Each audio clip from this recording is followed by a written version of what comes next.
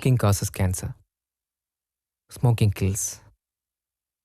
புகைப்பிடிப்பது புற்றுநோயை உண்டாக்கும் மற்றும் உயிரை கொல்லும். Liquor drinking is injurious to health. மது அருந்துதல் உடல் நலத்திற்கு கேடு விளைவிப்பதாகும்.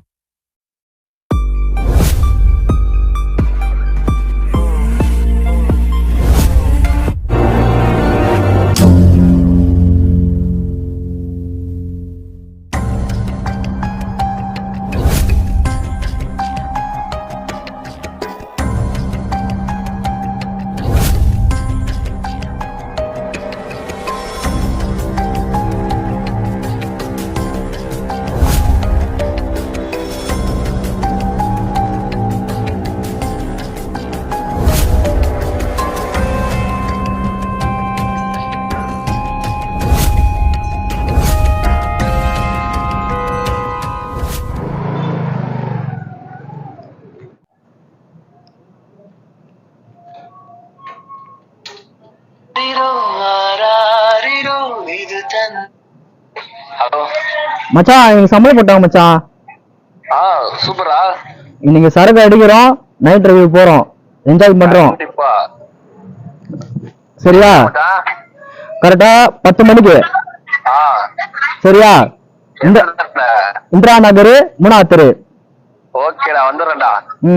உடனே வந்துரு. சரியா மச்சான்? உடனே வந்துருவா? வந்துரு மச்சான். சரிடா. ஆனா ஒரு 10 மணிக்கு வரட்டேன் நானு. வா மச்சான். ஓகேடா ஓகேடா. ஓகே 10 மணிக்கு வந்துடுறேன். ஓகே மச்சான், வா மச்சான். ஓகே.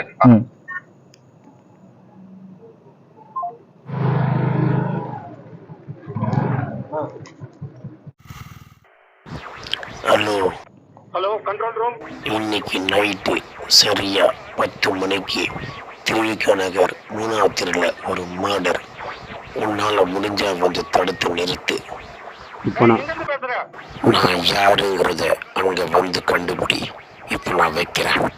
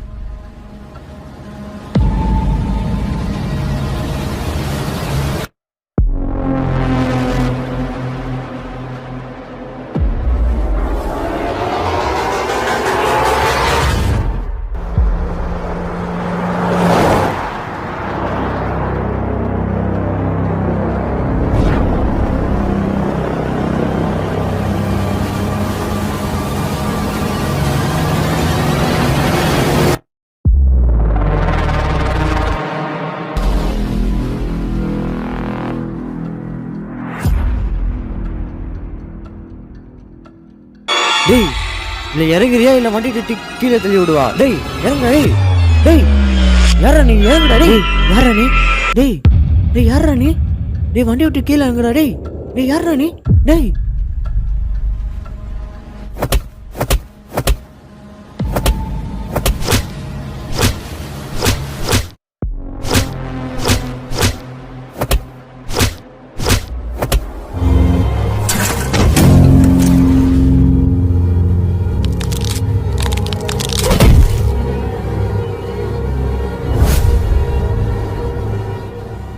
அப்பா, நீங்கள் தான் ஃபோன் பண்ணீங்களா?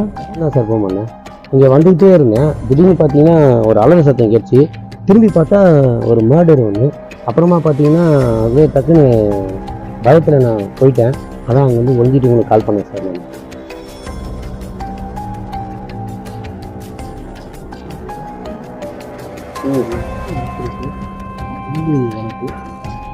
ஒரு 1/2 hour முன்னால் கால் இல்லை? இல்லை சார். வாரிசு நகர் 3ஆவது தெருவில் கொலை பண்ணுறதா சொன்னாங்க. ஆமாம் சார். இது ஃபர்ஸ்ட் ஸ்ட்ரீட்டில் நடந்திருக்கு. நீங்கள் லோக்கல் போலீஸ்க்கு ஃபோன் பண்ணுங்க. நீங்கள் மார்க் பண்ணுங்க.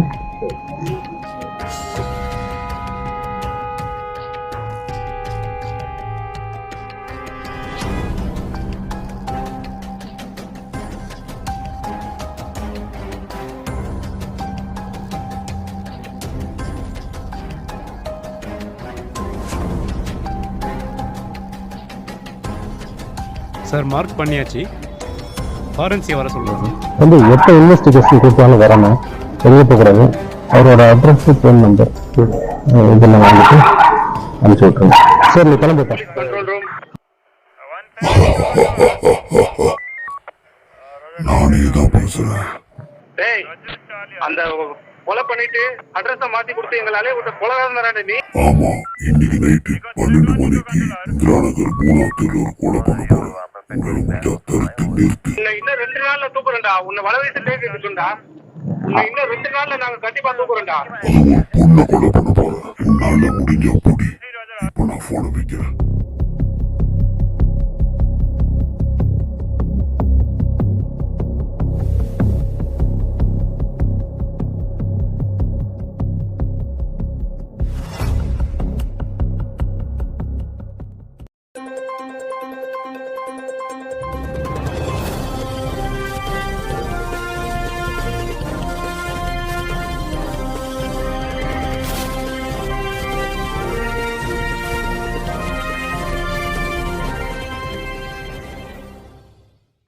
நியூஸ் எடி தமிழ் இன்றைய முக்கிய செய்திகள். சென்னையில் ஆங்காங்கே தொடர் கொலைகள் நடந்து வருவதால் பொதுமக்கள் அச்சம். இந்த வழக்கு சிபிஐக்கு மாற்றப்பட்டுள்ளது. விரிவான செய்தியை பார்ப்போம். ஏப்பா, நியூஸ் பார்க்கவே பயமா இருக்கு. ஒரே கொலையும் கலையுமா இருக்கு. சரி, மொபைலாவது பார்ப்போம்.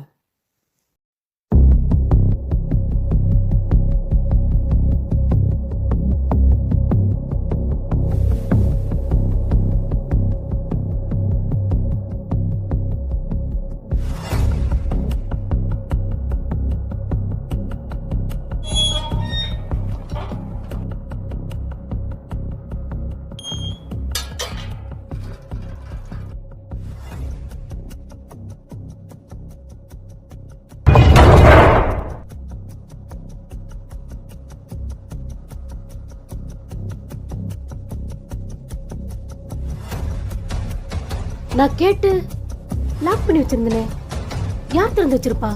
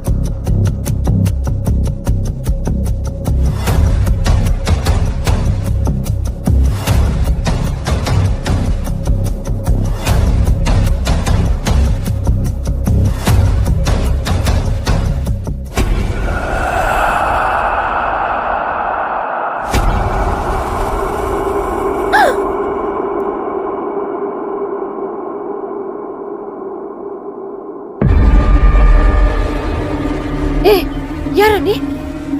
யாரு யாரா நீ? யாரு?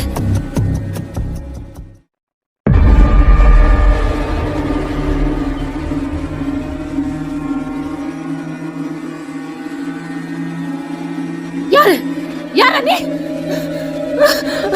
ஏய் யாரு யாரா நீ? யாரு யாரா நீ? ஏய் யாரு? ஏய் யாரா நீ? என்ன விடுடா. நீ யாரா நீ? உனக்கு என்ன வேணும்டா? பணம் வேணுமா? நகை வேணுமா? யாரா நீ? ஏய் என்ன விடுடா. ஏய் யார் யாரா நீ? ஐயோ என்ன காப்பாத்துங்க.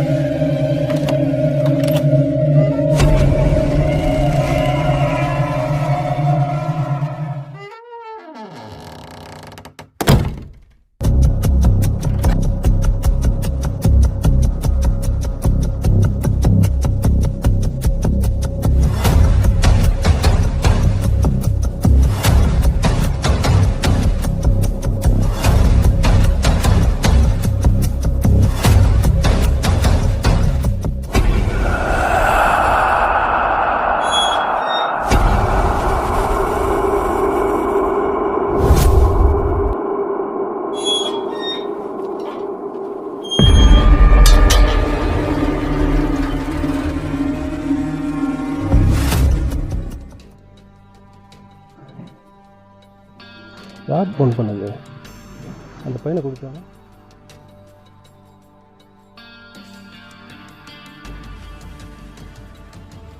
இந்த இடம் தான் சார், உள்ளே வாங்க சொல்கிறேன்.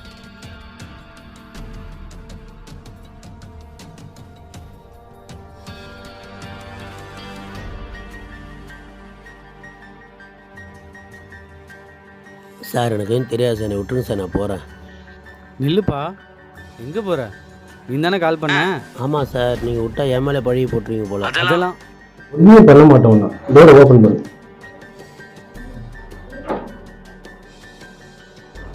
இதை பாருங்கள் சார், இதான் சார் வரணும்னு தெரியாது சார், விட்டுருங்க சார், நான் போயிடுறேன் சார்.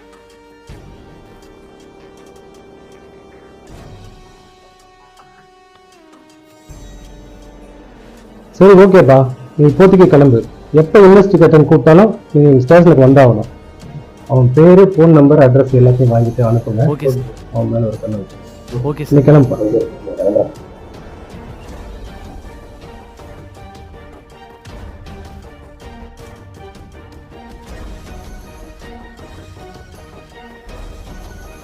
சார், ஃபாரன்சிக் டிபார்ட்மெண்ட் சொல்லிட்டேன் சார். சார் இருந்தாலும் எனக்கு ஒரு சந்தேகமாக இருக்குது சார்.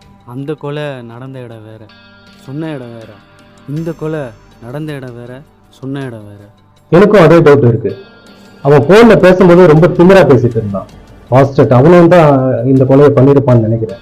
சார் அவன் ஏதோ சொல்ல வரான் சார். அவனை பிடிச்சி விசாரிச்சா நம்மளுக்கு ஏதாவது ஐடியா கிடைக்கும் சார். மாட்டட்டும், அவனை ஒரு வழி பண்ணிடுறோம். தடம் ஏதாவது இருக்கா செக் பண்ணுங்க.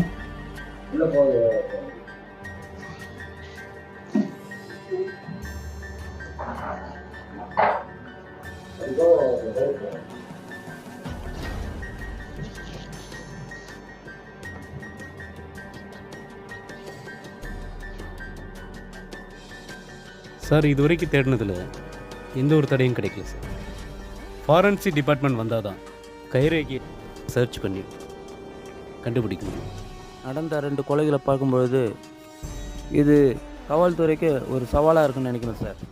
Hello control room. ஹலோ, நானே தான் பேசுறேன். டேய், இந்த தொடர் கொலைகளை செய்த சைக்கோ கொலைகாரனாடா நீ. அப்படி நீங்க நினைச்சா நான் பொறுப்பில்லை. நான் இப்ப செய்ய போறது கடைசி கொலை. உன்னால முடிஞ்சா வந்து தடுத்து நிறுத்து. அட்ரஸ நான் சொல்லவா? போலீஸ் விடுற ஆளை உன்னை நெருங்கிட்டா நாங்க உன்னை பிடிக்கிறதுக்காக சிபிஐல இருந்து ஆளை இறக்கி இருக்கா. ஆணவத்தில் ஆடாதரா சைக்கோ சைக்கோ. அத பத்தி எனக்கு கவலை இல்லை. இன்னும் 1 மணி நேரத்துல பூம்புகார் நகர் 2வது தெருவுல ஒரு ஆளை தூக்குறேன். உன்னால முடிஞ்சா வந்து தடுத்து நிறுத்து. கண்டிப்பா உன்னால முடியாதுடா. கண்டிப்பா உன்னால முடியாது. உன்னை நெருக்கிறோம். உன்னை முடிச்சு உன்னை மரணத்தை கொடுக்குறோமோ இல்லையா பாரு. உன்னால முடிஞ்சதை பாரு. இப்ப நான் போன வைக்கிறேன். Good bye.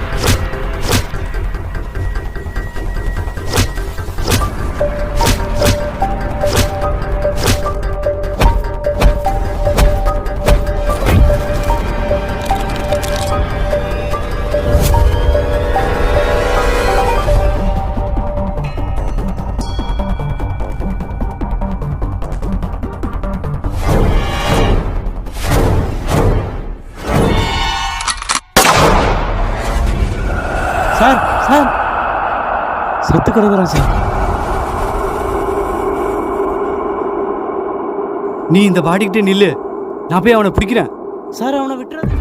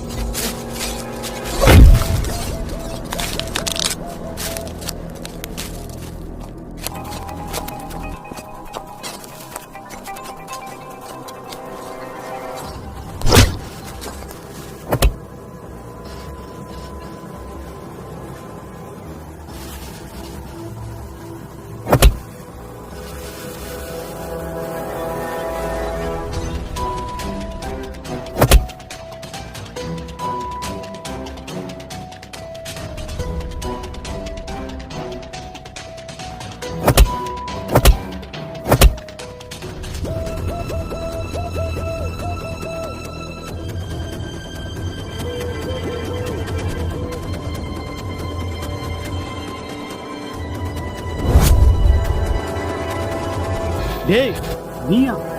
நான் தான். என்ன திமிரா? நீ என்ன பண்றன்னு பாடுறா.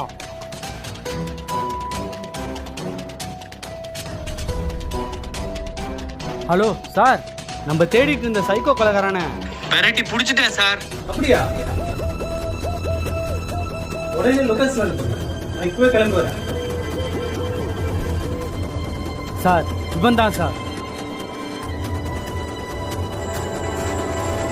ஏய் நீயா? இவ்வளவு நாளா இந்த தொடர் கொலைகளை பண்ணது நீயாடா? இவ்வளவு நாள் எல்லாரையும் முட்டலாக்கிட்டு இருக்கான் சார். இவனை சும்மா விடக்கூடாது சார்.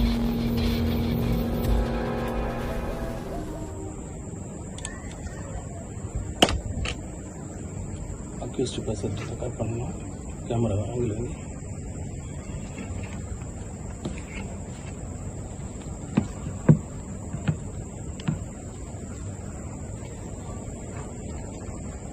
டேய் சொல்லுடா, ஏன்டா அந்த தொடர் கொலைகளை பண்ண?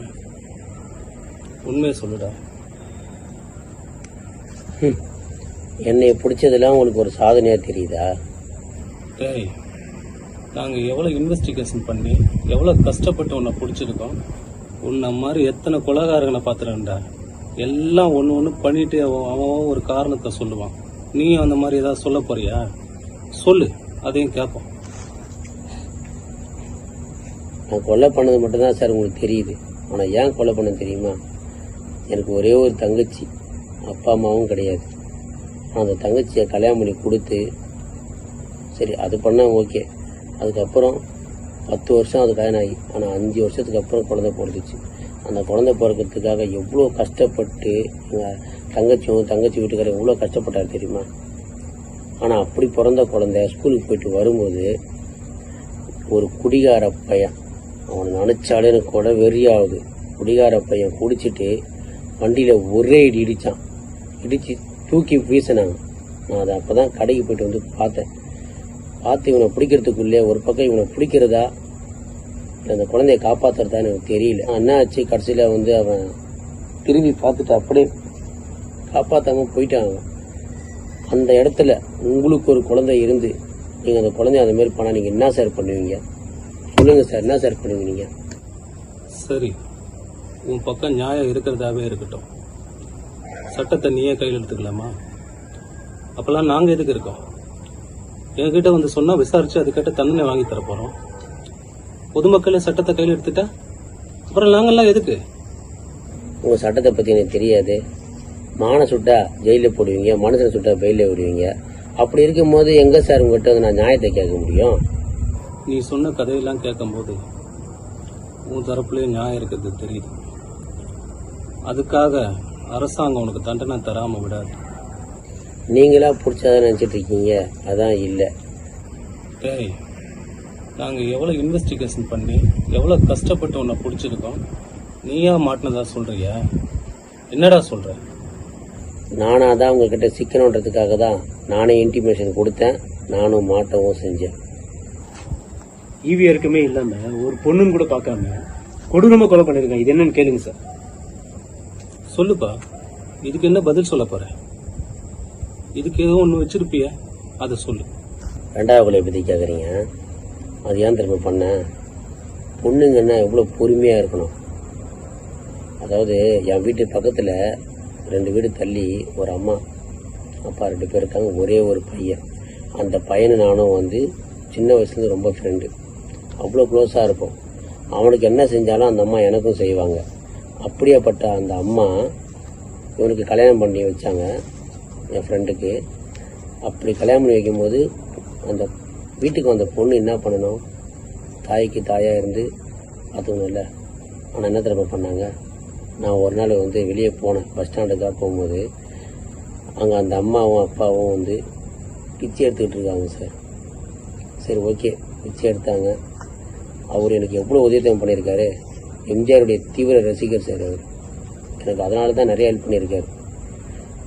அப்படியாப்பட்டவரை வந்து வீட்டை விட்டு இந்த பொண்ணு வந்த 3 மாதத்துல வெளியே தள்ளிச்சு. நான் அப்புறமா போனேன், போய் பார்த்து அவங்க என் வீட்டுக்கு வாங்க கூட சொன்னேன். ஆனால் அவங்க 3 வீடு பக்கத்துலேயே இருந்தால வரமாட்டேன்னு சொல்லிட்டாங்க. இதை பற்றி நான் கேட்கறதுக்காக அந்த பொண்ணை நேரில் பார்த்து பேசினேன். அவர் தான் வீட்டில் இல்லையே. என்ன விஷயமா நீ வந்த? என்ன விஷயமா வந்தனா? என்ன வேலை பண்ணி வச்சுக்கிற? நான் என்ன தப்பு பண்ணேன்? உனக்கு என்ன பிரச்சனை? உனக்கு செய்யறது செஞ்சுட்டு என்ன பிரச்சனையா? இன்னைக்கு யாரை பார்த்து தெரியுமா? அதுவும் எங்க பார்த்து தெரியுமா? யாரை பார்த்திருப்ப? என் மாமனாரையும் மாமியாரையும் பார்த்திருப்ப. எங்க பார்த்த? எங்க பார்த்து தெரியுமா? கோவிலில் பிச்சை எடுத்துருந்தாங்க. ஒன்று அவங்க பையனை கல்யாணம் பண்ணி வச்சதுக்கு அவங்களுக்கு இதுவும் வேணும் இன்னமும் வேணும். உனக்கு ஒரு விஷயம் தெரியுமா? அண்ணன், தம்பி, தங்கச்சி, அக்கா இவங்க இல்லாத தனிமையா இருக்கிற ஒரு ஆளை தான் நான் கல்யாணம் பண்ணிக்கிறேன் நினைச்சேன். அதே மாதிரி ஆளை தான் நான் கல்யாணமும் பண்ணினேன். இவங்க இல்லாம இருக்கிறதுனால தான் நான் ஜாலியா இருக்குன்னு ஆசைப்பட்டேன். ஆனா மாமனார் இருந்துகிட்டு அதை பண்ணாத இதை பண்ணாத அதே பண்ணாத ஒரே டார்ச்சர். அதனால தான் தாங்க முடியல. அதனால தான் வெளியே தள்ளிட்டேன். உனக்கு என்ன வந்துச்சு இப்ப? எனக்கு என்ன வந்துச்சா? எனக்கு ஒன்றும் இல்லை. இனிமே உனக்கு தான் பிரச்சனை. உன்னை என்ன பண்றேன் பார். இந்த பார், எனக்கு பிடிக்கல, நான் வெளில தள்ளிட்டேன். என்ன மிஞ்சி போனா என் வீட்டுக்காட்ட சொல்லுவியா? சொல்லிக்கப்போ. உனக்கு முன்னால என் வீட்டுக்கார்ட்ட போன் பண்ணி சொல்லிட்டேன். அவர் வந்து பாத்துக்கணும் சொல்லிட்டாரு. முடிஞ்சா பாத்துக்க பேட. அந்த மாதிரி வந்து பேசினா சார். சரி, அதுக்கப்புறமா நான் போயிட்டு அவங்க அந்த அம்மாவை நான் வீட்டுக்கே கூட்டின்னு வரலான்னு சொல்லிட்டு நான் போய் பார்த்தா கடைசியாக அந்த அம்மாவும் அப்பாவும் செத்தே போயிட்டாங்க சார். நீங்கள் சொல்லுங்கள், உங்களுக்கு இந்த மாதிரி ஒருத்தவங்க உதவி பண்ணவங்கள வீட்டுக்கு மருமகளாக வந்தவ சரியாக பார்த்துக்காம வீட்டுக்கு அனுப்புனா நீங்கள் சரியாக பார்ப்பீங்களா? உங்களுக்கு இதே கோவம் வருமா வராதா? அதனால தான் நான் பார்த்தேன். அவளை போய் அதே வேகத்தில் போய் கொலை பண்ணேன். எனக்கு தப்பாக தெரில. நீங்கள் தப்புன்னு சொல்லுவீங்க. தப்பு தான், உங்கள் சைடில் பார்த்தா தப்பு தான். என் சைடில் தப்பாக தெரியல. இந்த மாதிரி பொண்ணுங்க இருக்கிறதுனால தான் இந்த உலகத்தில் வந்து பெற்றவங்க வந்து கல்யாணம் பண்ணி கொடுக்கறதுக்கே ஒன்றா இருக்கிறதுக்கே பயப்படுறாங்க. இப்போ இந்த நியூஸை நீங்கள் டிவியில் போடுவீங்களே, ஃப்ளாஷ் ஆகும்ல, இதை பார்க்குற ஒரு பொண்ணு யோசிப்பா. அப்போ தெரியும் சார் நான் ஏன் அந்த கொலையை பண்ணேன்னு. நீ பார்த்த ஒரு பொண்ணு ஒன்றா அந்த மாதிரி இருக்கலாம். ஊரில் எந்த பொண்ணும் அந்த மாதிரி கிடையாது சார். நான் எல்லா பொண்ணையும் தப்பு சொல்ல சார். நான் பழகின என் ஃப்ரெண்டோட அம்மா அப்பா இவங்க தான் எனக்கு முக்கியம். வீட்டுக்கு வந்த பொண்ணு அம்மாவையும் அப்பாவையும் பார்க்காத பொண்ணு இருந்தா என்ன, இல்லாட்டி போனா என்ன? அதனால தான் சார் வீட்டுக்கு போன குத்தி கொலை பண்ண சார். இது தப்பு தான். ஆனால் உங்கள் பார்வையில், என் பார்வையில் தப்பே இல்லை. ஒரு வீட்டுக்கு வர்ற மருமகளும் தன்னுடைய மாமனாரையும் மாமியாரையும் தன் அம்மா மாதிரி பார்க்கணுன்றதை நான் செய்கிற இந்த ஒரு விஷயத்தால் எல்லாரும் யோசிப்பாங்கள்ல, அது ஒன்று போதும் சார். எனக்கு வேறு எதுவுமே தேவையில்லை. அந்த 2 கொலையை பற்றி சொல்லிட்டான். 3ஆவதாக ஒரு கொலை பண்ணானே சார், அவனை எவ்வளோ கஷ்டப்பட்டு நான் பிடிச்சேன், அதை பற்றி கேளுங்க சார். அது எதுக்காகடா பண்ண? சிபிஐ மேலேயே கையை வச்சிருக்க. இதுக்கு தனி கேஸ் தெரியுமா உனக்கு? போலீஸே அடிப்பா நீ. சார், நான் இத்தனை கொலைகளை பண்ணது எல்லாமே உங்களுக்கு தெரிஞ்சிருக்கு. ரீசன் எல்லாமே நானும் சொல்லிட்டேன். 3ஆவது கொலை, இந்த கொலையை மட்டும் நான் வந்து கண்டிப்பாக இதை நீங்கள் டிவிலெலாம் ஃப்ளாஷ் பண்ணியே ஆகணும். சைக்கோ கொலைகாரன் நீங்கள் சொல்லிட்டீங்க. இதை ஏன் பண்ணான்றது நீங்கள் ஃப்ளாஷ் பண்ணாதான் எல்லாருக்குமே தெரியும். சீட்டு பிடிக்கிறவங்க எல்லாருமே யோசிப்பாங்க. என்ன திடீர்னு சீட்டு பணம்னு சொல்கிறேன் பார்த்துக்கிறீங்களா? என் சித்தப்பா சித்தி ஒரே ஒரு பொண்ணு. அந்த பொண்ணுக்காக குருவி சேர்க்குற போல பணத்தை சேர்த்து சில இதெல்லாம் வாங்கினாங்க. துணி மணி எல்லாம் கல்யாணத்துக்கான எல்லா வேலையும் பார்த்துட்டாங்க. ஆனால் நான் சொன்னேன், எனக்கு தெரிஞ்சவன், இவங்கிட்ட போய் நீங்கள் சீட்டு பணம் போடுங்க, உங்கள் கல்யாணத்தப்போ அந்த சீட்டு பணம் கிடைக்கும் அப்படின்னு சொன்ன நம்பிக்கையில் போய் அவங்க போட்டு கடைசியில் அந்த காசை அவன் கொடுக்காம ஏமாற்றிட்டு அவன் போயிட்டான். எங்கே போனானே தெரியல. ரொம்ப நாள் தெரியாமல் போயிடுச்சு. அந்த வேதனையில் அவன் பொண்ணு கல்யாணம் நின்று போய் குடும்பத்தோட தூக்கு போட்டு செத்துட்டாங்க சார். என் சித்தப்பா சித்தி மட்டும்தான், எங்கள் அம்மா அப்பா யாருமே இல்லை. சித்தப்பா சித்தி மட்டும்தான். ஆனால் அந்த மாதிரி அவங்க கொலை இந்த மாதிரி பண்ணதுக்கு அது காரணமானவனை ஒவ்வொரு நாளும் பின்தொடர்ந்தேன். அப்படி பின்தொடரும் போது தான் ஒரு நாள் டீ கல்லில் டீ சாப்பிட்டு அவன் வெளியே வந்தான். அப்போ அப்படியே நான் ஃபாலோ பண்ணி போனேன். நடு ரோட்டில் வச்சு அவனை கழுத்தை திருப்பி போட்டேன். இதுதான் சார். இப்படி சொல்லுங்கள், நீங்கள் உங்கள் வீட்டில் இந்த மாதிரி பணத்தை சேர்த்து வச்சு உங்கள் வீட்டு கடை நின்று போனால் நீங்கள் என்ன சார் பண்ணுவீங்க? படி பார்த்து நிற்பீங்களா? சொல்லுங்க, நான் செஞ்ச தப்பா? சொல்லுங்க சார். அரசாங்கம் உனக்கு தண்டனை கொடுத்தே தீரும். நீ செஞ்ச கொலையெல்லாம் ஒத்துக்கிறியா? சரி, இதுக்கேற்றது அரசாங்கம் கோர்ட்டு சொல்றபடி நடந்துக்கலாம். கேமரா ரெக்கார்ட் எடுத்து தண்ணி வரிசை ஹேண்ட் ஓவர் பண்ணிடுங்க. இருதரப்பு வாதங்களை பார்க்கும்போது 3 கொடூர கொலைகளை செய்த ஜான் என்பவர் தனக்கு நடந்த அநீதியால் மனநலம் பாதிக்கப்பட்டு 3 கொலைகளை செய்தது ஊர்ஜினம் ஆக்கப்பட்டுள்ளது. ஆகையால் மனநலம் பாதிக்கப்பட்ட ஜான் அரசு கீழ்ப்பாக்கம் மனநிலை மருத்துவமனைக்கு சிகிச்சைக்காக அனுப்பி வைக்குமாறு உத்தரவிடுகிறேன்.